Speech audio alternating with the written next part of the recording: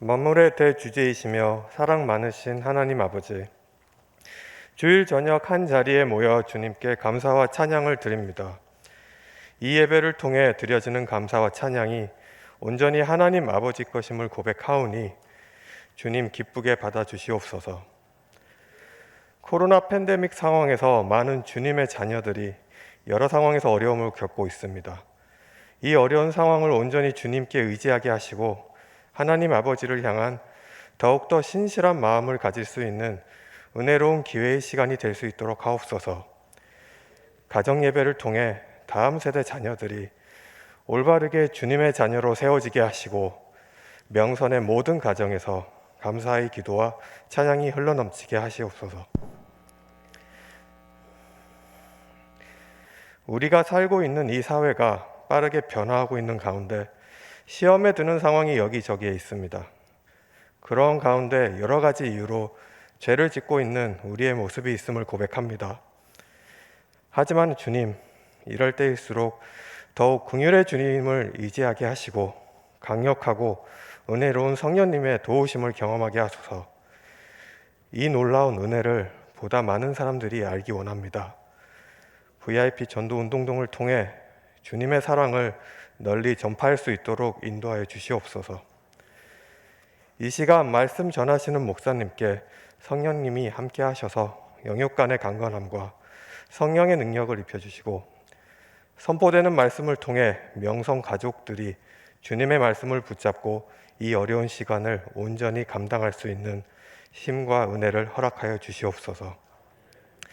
예수님의 이름으로 기도하오며 이제 함께 주님께서 가르쳐 주신 기도를 드리옵나니 하늘에 계신 우리 아버지여, 이름이 거룩히 여김을 받으시오며 나라가 임하시오며 뜻이 하늘에서 이루어진 같이 땅에서도 이루어지이다. 오늘 우리에게 일용할 양식을 주시옵고 우리가 우리에게 죄 지은 자를 사하여 준 것 같이 우리의 죄를 사하여 주시옵고 우리를 시험에 들게 하지 마시옵고 다만 악에서 구하옵소서. 나라와 권세와 영광이 아버지께 영원히 있사옵나이다. 아멘.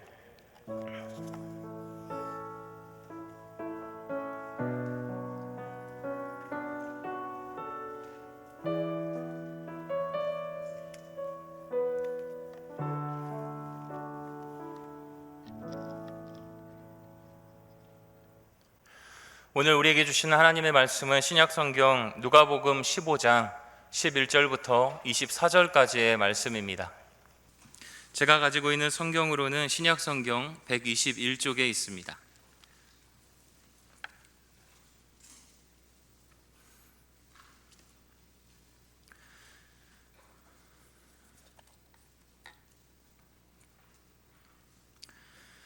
누가복음 15장 11절부터 24절까지의 말씀을 우리 함께 받들어 읽겠습니다.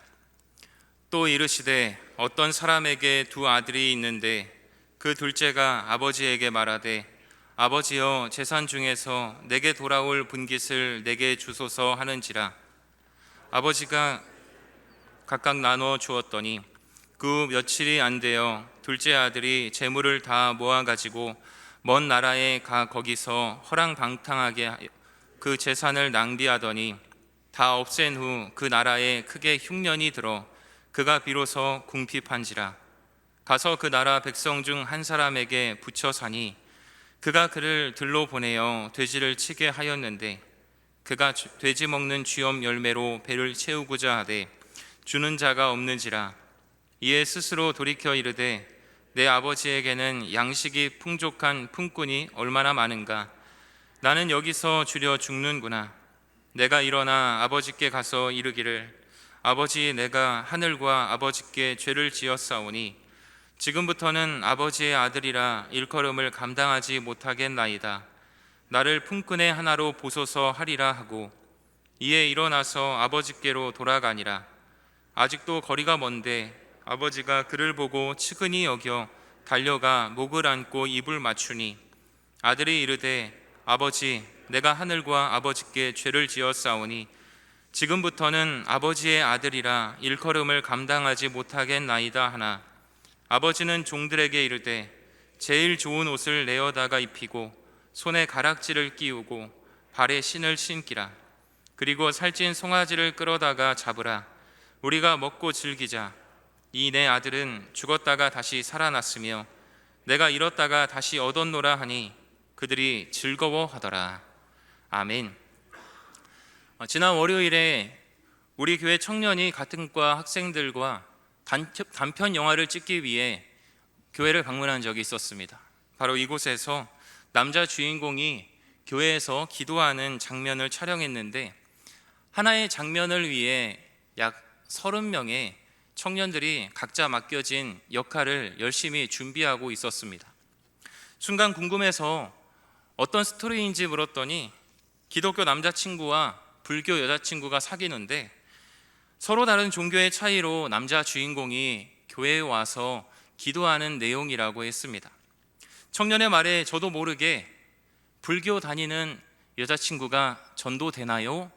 하는 질문이 튀어나왔습니다. 남자친구의 기도에 하나님께서 응답해 주셔서 결국 예수님을 믿게 된다는 설정을 내심 기대했던 것 같습니다. 결과는 어떻게 되었을까요? 하나님을 믿는 남자친구가 여자친구를 전도할 것 같은데 그렇지 않았습니다. 서로 사랑하지만 종교가 걸림이 되어 결국 서로의 종교로 크로스되는 상황으로 참 애매하게 마무리된다고 했습니다. 기독교인 남자 주인공은 불교를 생각해보고 불교인 여자친구는 기독교를 생각해보는 좀 엉뚱한 결론을 맺고 있는 것으로 이야기는 마무리되었습니다. 청년의 이야기를 듣는데 마음 한켠이 참 씁쓸했습니다. 기도하면 하나님께서 들으시고 역사하시는데 인간적인 관계에만 포커스를 맞추다 보니 결론을 내지 못했던 것입니다. 오히려 결론이 이상한 흐름으로 간다는 생각도 들었습니다. 물론 이성적으로 보면 합리적이라고 느껴질 수 있습니다만 신앙적인 측면에서는 올바른 선택이라고 말할 수는 없을 것입니다.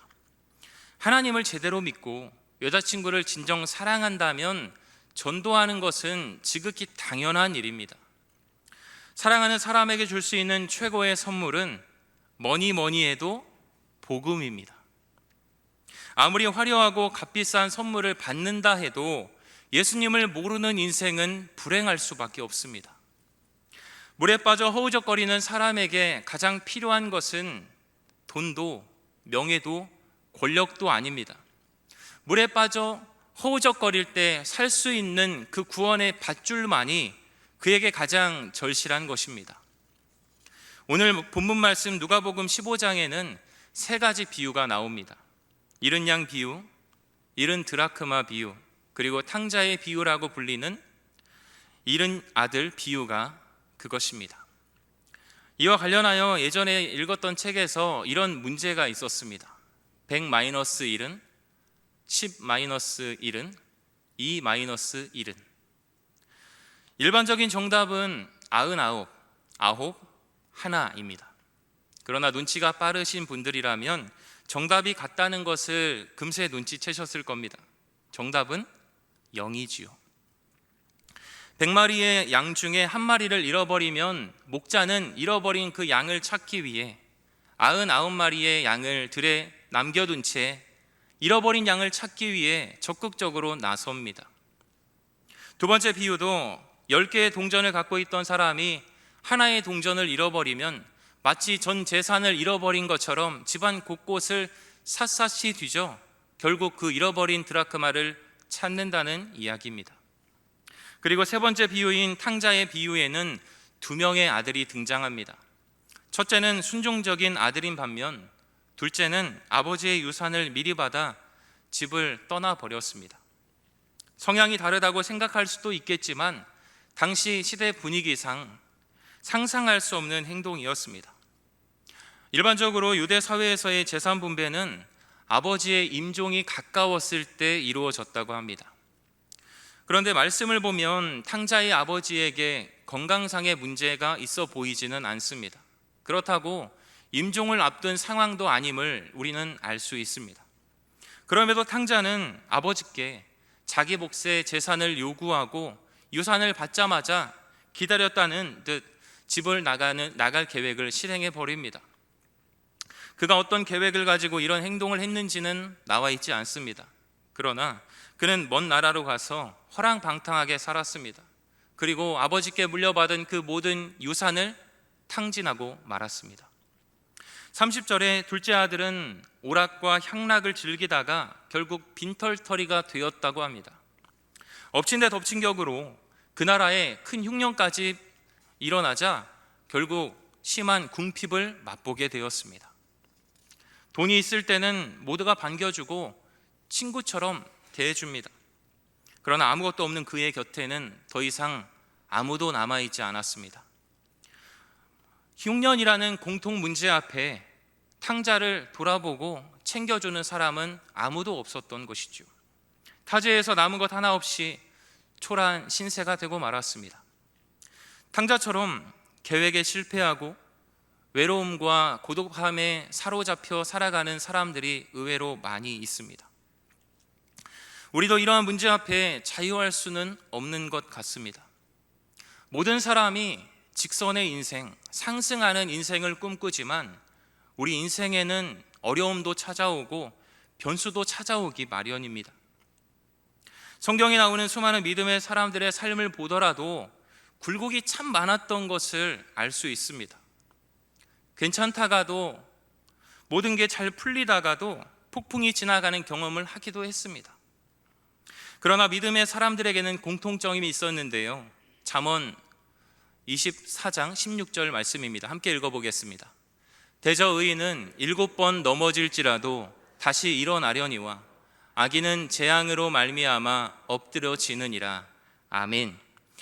악인은 재앙으로 말미암아 엎드러지지만 의인은 7번 넘어질지라도 다시 일어난다는 것입니다.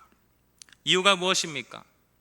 하나님 아버지를 바라보고 의지하는 힘, 그 힘이 있기에 가능한 것입니다. 우리가 의인이 될 수 있는 것, 다시 일어설 수 있는 것은 하나님을 바라보고 신뢰하기 때문입니다. 우리의 힘으로는 일어날 수 없지만 하나님께서 우리의 손을 붙잡아 주시고 일으켜 세워 주시기에 우리는 그 소망을 가지고 다시 전진할 수 있는 것입니다. 물론 악인도 일어서려고 발버둥 치는 것을 볼 수 있습니다. 하지만 당장 일어났다고 해서 균형을 잡는 것은 아니라고 생각합니다. 지금은 버티더라도 결국은 쓰러지고 마는 것입니다. 하나님이 없기 때문에, 하나님이 붙잡아 주지 않으시기에 온전한 중심을 잡을 수 없는 것입니다. 탕자는 지금 실패와 고독을 맛보고 있었습니다. 이런 상황에 탕자는 어떻게든 살아보려고 안간힘을 쓰고 있습니다. 수소문 끝에 그 마을에, 그 지역에 어떤 사람의 밑에 들어가 붙어 살며 돼지를 치게 되었습니다. 아시다시피 이스라엘 사람들은 돼지를 부정한 짐승으로 취급하여 먹지도 않고 가까이 하지도 않습니다. 그런데 탕자는 냄새나는 그 돼지 곁에서 부정한 짐승을 치고 있는 겁니다. 더 큰 문제는 먹을 것이 없어 돼지가 먹는 쥐염 열매로 허기를 채우려고 했지만 그마저도 주는 사람이 없었다는 것입니다. 상황이 얼마나 심각하고 암울한지 짐작이 되시죠? 자존심도 다 내려놓았는데 굶어 죽게 생긴 겁니다. 바닥을 치는 이 끝자락에서 탕자는 스스로 자신을 돌아보기 시작했습니다.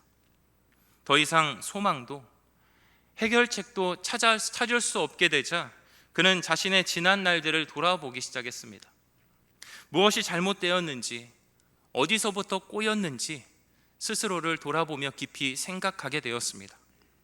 만약 탕자가 외국에서 성공하고 허랑방탕하게 살아도 여전히 부족함이 없었다면 이런 생각을 할 수 있었을까요? 바쁘고 그 시간을 즐기느라 자신을 돌아본다는 것은 생각조차 하지 못했을 것입니다. 실패했기 때문에, 아무것도 남지 않았기 때문에 자신의 지난 날을 돌아보며 깊은 반성을 하고 있는 것입니다. 가끔 집에 가면 가족들이 서민갑부라는 프로그램을 보고 있습니다. 혹시 보시는 분 계신가요? 거기 나오는 분들은 고급 승용차를 타고 대궐 같은 집에 살고 있지는 않습니다.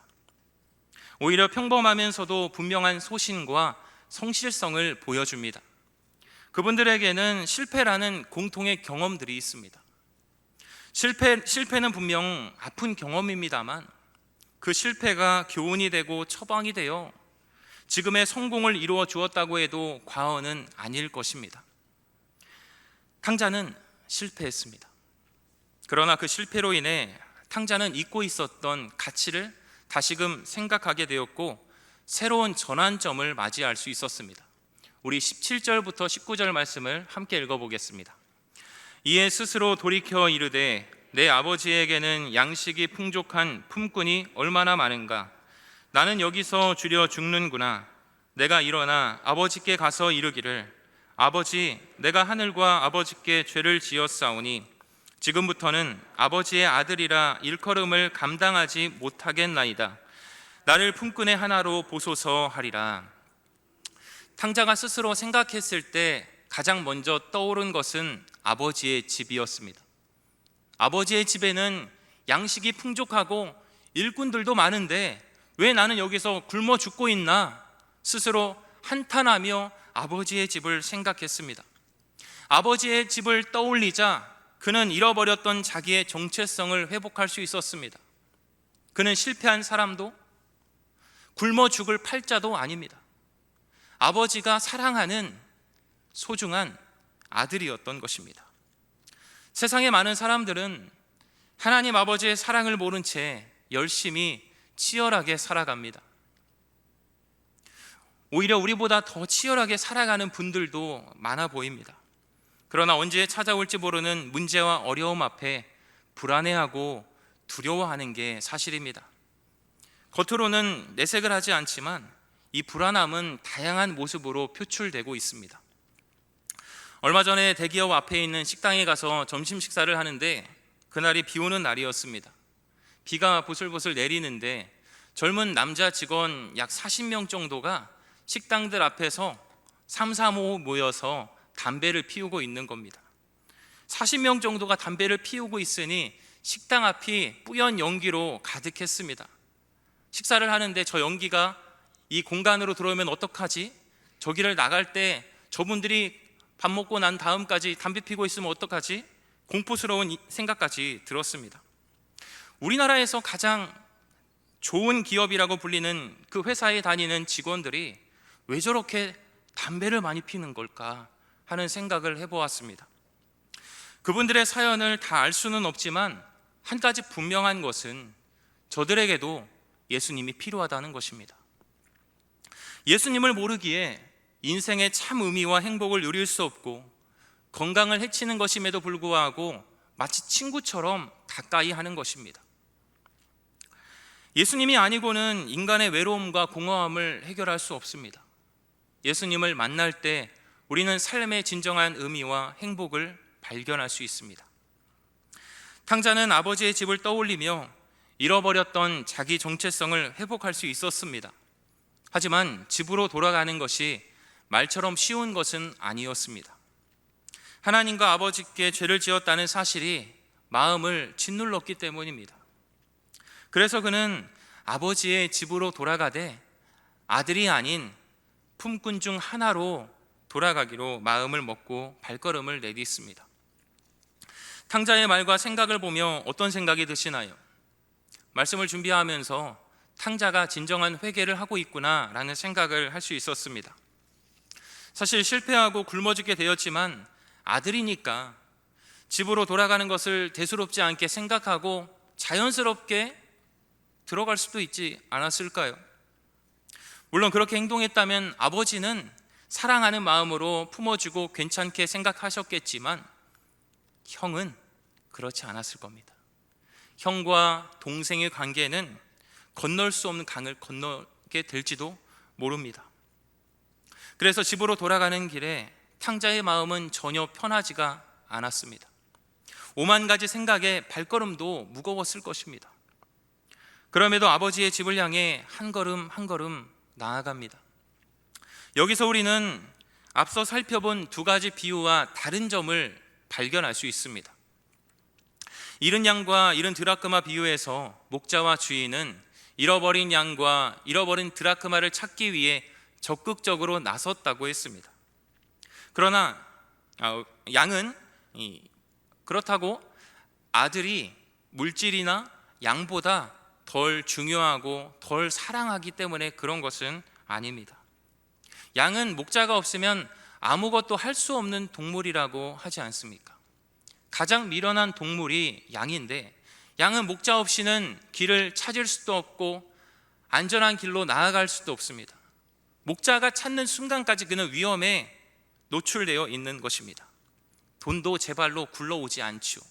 잃어버린 돈은 주인이 찾을 때까지 어딘가 숨겨져 있는 것입니다. 그렇기 때문에 양이나 돈은 적극적으로 찾아야 합니다.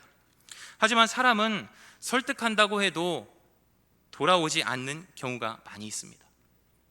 아마 경험적으로 다 아실 것입니다. 아들이 있는 곳에 수소문하여 아들이 저 나라에 있다는 것을 듣고 찾아가서 전단지를 돌린다면 오히려 부담을 느껴서 다른 곳으로 멀리 도망칠 수도 있습니다. 그러면 아들과 생이별할 수 있습니다. 영원히 만나지 못할지도 모릅니다. 탕자의 아버지가 아들을 찾지 않은 이유는 사랑하지 않아서가 아니지요. 너무 사랑하지만 아들을 사랑하기에 돌아올 때까지 기다린 것입니다. 본문 20절 말씀도 함께 보겠습니다. 이에 일어나서 아버지께로 돌아가니라. 아직도 거리가 먼데 아버지가 그를 보고 측은히 여겨 달려가 목을 안고 입을 맞추니, 아버지는 매일 아들이 돌아오기만을 기다리고 또 기다렸습니다. 오늘은 오겠지, 오늘은 올 거야, 저기 내 아들인가?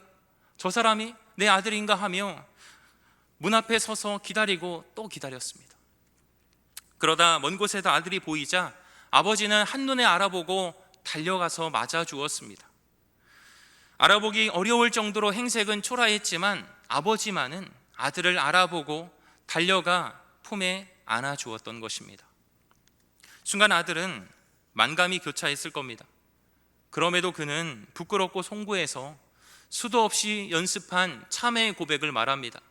아버지, 내가 하늘과 아버지께 죄를 지었사오니 지금부터는 아버지의 아들이라는 일컬음을 감당하지 못하겠나이다. 아들의 말이 끝나기도 전에 아버지는 종들에게 이렇게 말합니다. 탕자에게 제일 좋은 옷을 입히고 손에 가락지를 끼우고 발에 신을 신기라. 살찐 송아지를 잡아 파티를 준비하라 하고 명령했습니다. 그러면서 이렇게 해야 하는 이유를 말하는데 본문 24절입니다. 이 내 아들은 죽었다가 다시 살아났으며 내가 잃었다가 다시 얻었노라 하니 그들이 즐거워하더라. 아버지는 잃어버린 아들, 죽은 줄로만 알았던 그 아들이 다시 돌아와서 너무 기쁘고 감사했던 것입니다. 제일 좋은 것을 꺼내도 아깝지 않을 만큼 아들이 돌아온 것만으로 너무나도 행복하고, 이 사실이 그 어떤 것과도 바꿀 수 없는, 비교할 수 없는 행복이었던 것입니다. 탕자 아버지의 마음이 이해가 되시나요? 이것이 바로 우리 하나님 아버지의 마음입니다. 하나님은 잃어버린 자녀들이 돌아오기만을 애타게 기다리십니다. 상황이 어떻든, 환경이 어떻든, 잃어버린 자녀가, 죽어가는 자녀가, 치열하게 살아가는 그 자녀들이 하나님께 돌아오기만을 간절히 원하십니다. 매일 문 앞에 서서 기다린 탕자의 아버지처럼 우리 하나님 아버지께서도 잃어버린 자녀들이 하나님께 돌아오기만을 간절히 기다리십니다. 우리가 하나님의 사랑을 경험하고 하나님의 마음을 헤아린다면 우리는 죽어가는 영혼들, 방황하는 영혼들에게 생명의 복음을 전해 주어야 합니다. 그리고 하늘 아버지께 나아갈 수 있는 길을 알려주고 도와주어야 합니다. 이게 바로 전도입니다. 우리 교회에서는 매주 목요일마다 전도팀을 나갑니다. 5개 거점과 4개의 지구로 상가 전도, 노방 전도를 하고 있습니다. 이번 주에 저는 망포 지구로 전도를 나갔는데요, 오랜만이라 그런지 혀도 꼬이고 두려움도 약간 있었습니다.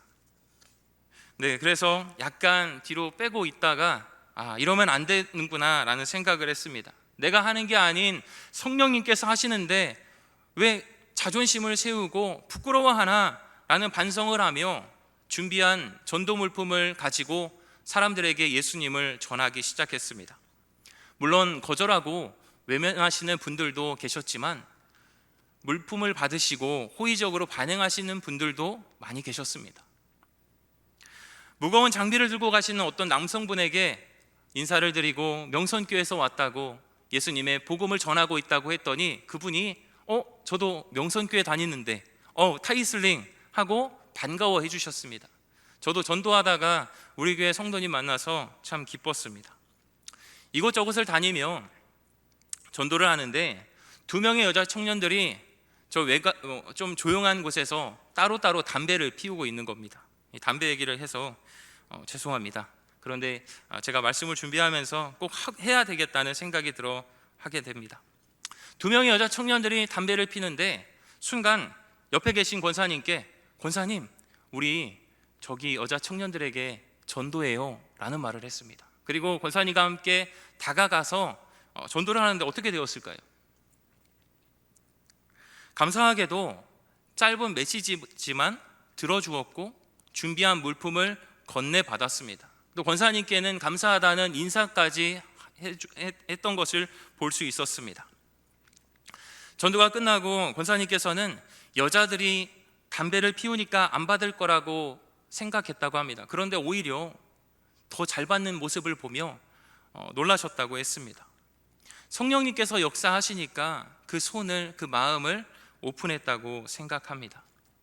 우리 생각에 저 사람은 전도하기 어려울 거야, 전도가 될까? 이렇게 편견을 가지고 단정 짓는 경우들이 많이 있는 것 같습니다. 내가 전도의 주체라고 생각하기에 주관적인 입장에서 판단하고 전도를 꺼리게 되는 것 같습니다. 성령님께서는 전하라고 우리의 마음을 울리시는데 우리는 내 주장을, 내 편견과 내 걱정거리를 가지고 전도를 부끄러워하는 경우들도 있습니다. 이 세상에 구원받지 말아야 할 사람은 아무도 없습니다. 하나님은 모든 사람을 구원하길 원하십니다. 그래서 우리를 구원받을 영혼들에게 보내십니다. 우리는 성령님을 의지해서 복음을 전하는 데 힘써야 합니다. 전도는 일석사조라고 말합니다. 먼저 전도는 하나님을 기쁘시게 하는 일이기 때문에 그렇습니다. 둘째는 하나님께만 기쁨이 되는 게 아니라 전도자에게도 큰 기쁨을 줍니다. 셋째는 하나님과 전도자만이 기쁨을 얻는 게 아니라 예수님을 영접한 전도 대상자가 하나님의 자녀가 되는 축복을 누리기에 유익한 것입니다. 그리고 VIP를 작정하고 그분을 위해 기도하는 모든 사람들에게 큰 기쁨을 주기에 전도를 일석사조라고 말하는 것입니다. 다시 말해 전도하면 모두가 행복하다는 말입니다. 하나님께서 기뻐하시고 전도하는 사람, 전도 대상자, 그를 위해 지금까지 기도했던 수많은 사람들에게 행복을 주는 사건입니다. 오늘부터 우리는 VIP를 작정하고 전도하기 시작했습니다. VIP 작정은 다 하셨나요? 아마 이곳에 계신 분들이 다 하신다면 하나님께서 너무나도 기뻐하실 것입니다. 아직 작정하지 못하셨다면 주위를 한번 둘러보십시오. 우리 주변에 예수님을 알지 못한 채 살아가는 이들이 얼마나 많이 있습니까? 코로나는 장기화되고 있지만 방황하는 사람은 여전히 방황하고 있고 죽어가는 사람은 죽어가고 있습니다. 우리는 이 부분에 있어서 주변을 돌아보고 예수님을 모르는 사람들을 전도하기 위해 힘써야 합니다. 우리가 자주 이용하는 마트, 편의점, 미용실, 그리고 사업장에 계신 거래처, 그리고 손님들, 다양한 사람들 중에 우리가 미처 알지 못했던 전도 대상자들이 있을 것입니다. 작정 카드에 그분들의 성함을 적고 오늘부터 함께 기도했으면 좋겠습니다.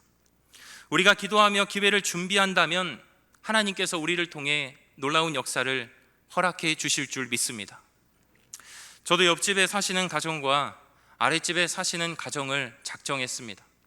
사실 코로나 기간에 이사를 했지만 이사를 하고 인사 정도만 하고 지내고 있습니다.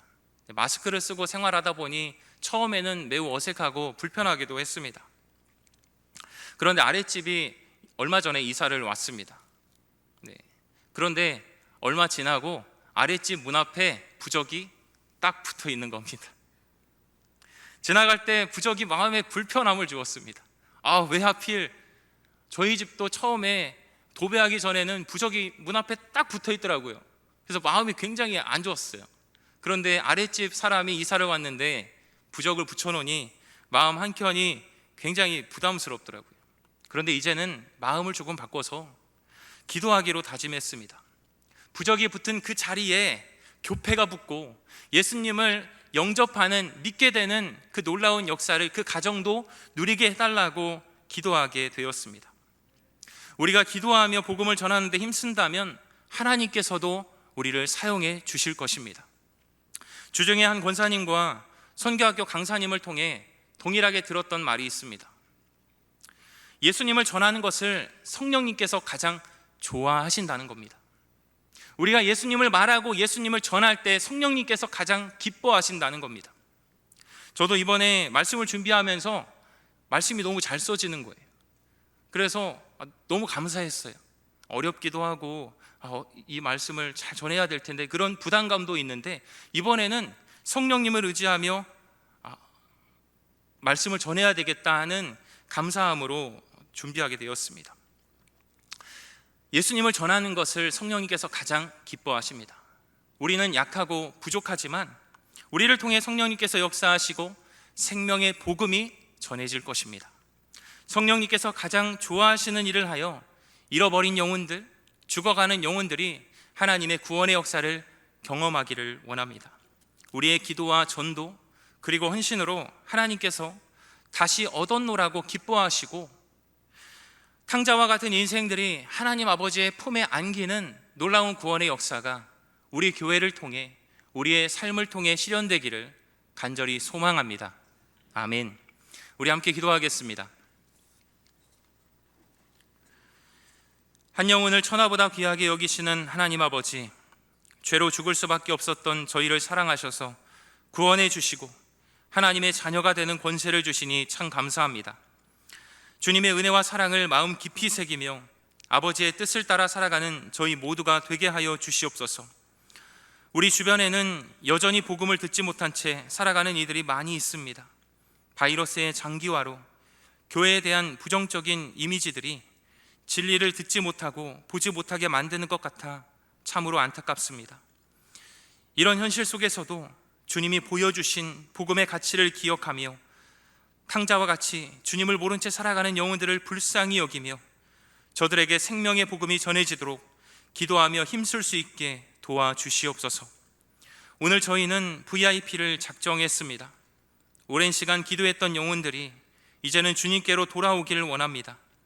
성령님께서 친히 역사해 주셔서 주님을 알만한 믿음을 담아주시고 저들의 입에서 예수님을 그리스도로 나의 구원자로 영접하는 역사가 시작되게 하여 주시옵소서. 우리의 기도와 간구, 전도와 헌신으로 하나님께서 다시 얻었노라고 기뻐하시며 우무와의 비전이 온전히 성취되게 하여 주시옵소서. 우리 구주 예수님의 이름으로 기도합니다. 아멘.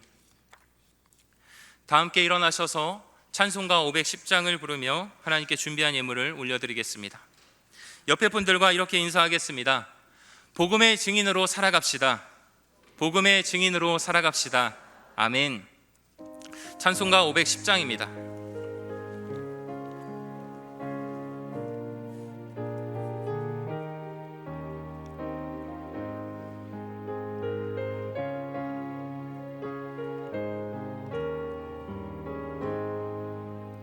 하나님의 진리 등대 길이 빛나니 우리들도 등대되어 주의 사랑 비추세. 우리 작은 불을 켜서 험한 바다 비추세. 물에 빠져 헤매는 이 건전의 여산 깊어가고 성난 물결 설렌다. 어디 불빛 없는 가고 찾는 물이 많구나.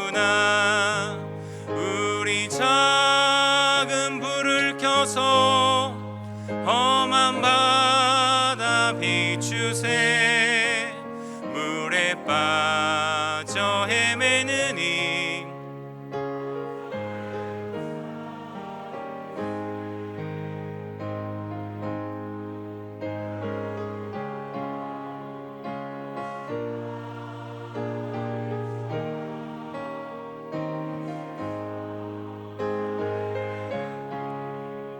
생명선에 건져라. 우리 작은 불을 켜서 험한 바다 비추세.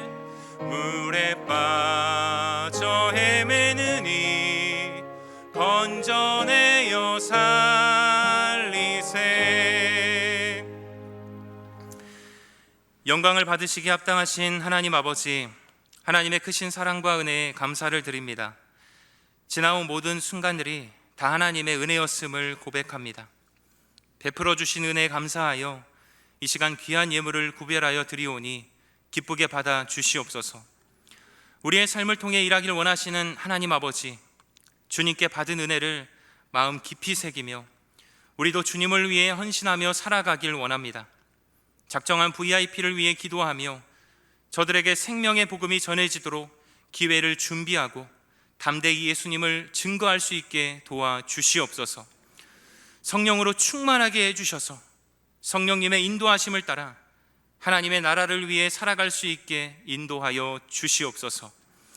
이 모든 간구를 예수님의 이름으로 기도드리오며 이제는 우리 구주 예수 그리스도의 은혜와 하나님 아버지의 크신 사랑하심과 성령님의 교통하심이 복음의 증인으로 살아가기를 원하고 다짐하는 하나님의 자녀들과 주님의 몸 되신 교회 위에 영원히 함께 계시기를 간절히 축원하옵나이다. 아멘.